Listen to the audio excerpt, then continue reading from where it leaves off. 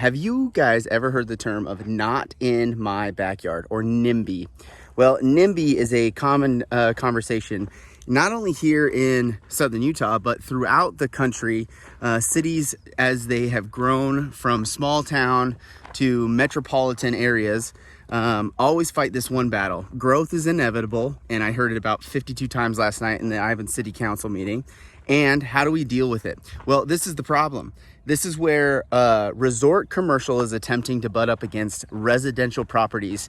And in beautiful southern Utah, when you have 113 acres of state-owned land, it's actually school and institutional land trust administration land, which is actually has an endowment of $3.2 billion right now in their coffers to raise money for schools and educational programs, which is great.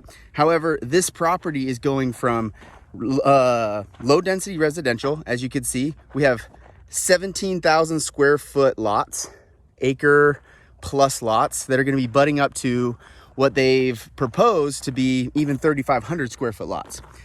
That can be a problem. And at the same time, I understand the developers and the city council when they talk about what was the general plan, what was the land use, and what now is the zoning.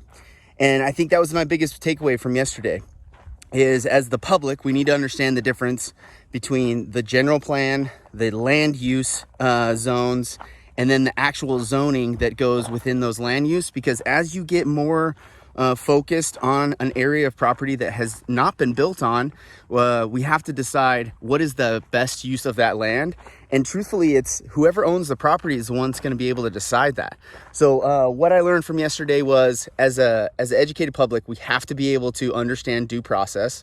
We ended up spending hours of time yesterday talking about just the process and who can talk and when they can talk and what's a public hearing and what's a closed hearing, and how do we move forward in full disclosure, but in what's in the best interest of the town and the city that we live in.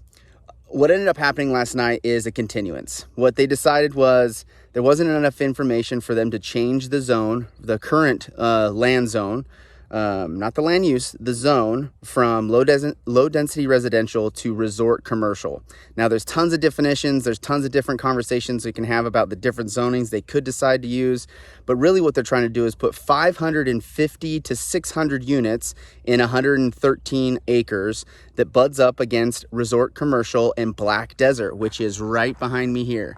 And you can kind of see a little bit in the video of the sprinklers and the big resort community that's going in there. If you don't know Black Desert, I'll put a link in here as well for Black Desert. But yesterday was an interesting educational piece on public debate. And also, I actually have a lot of questions around what are the developers doing in the meantime ahead of these meetings to give clarity to the public and to the business, or not the business, to the city planning commission, so they understand exactly what's going to be going on in this property. Now, I know there's a lot of challenges with this property. There's blue clay issues, traffic.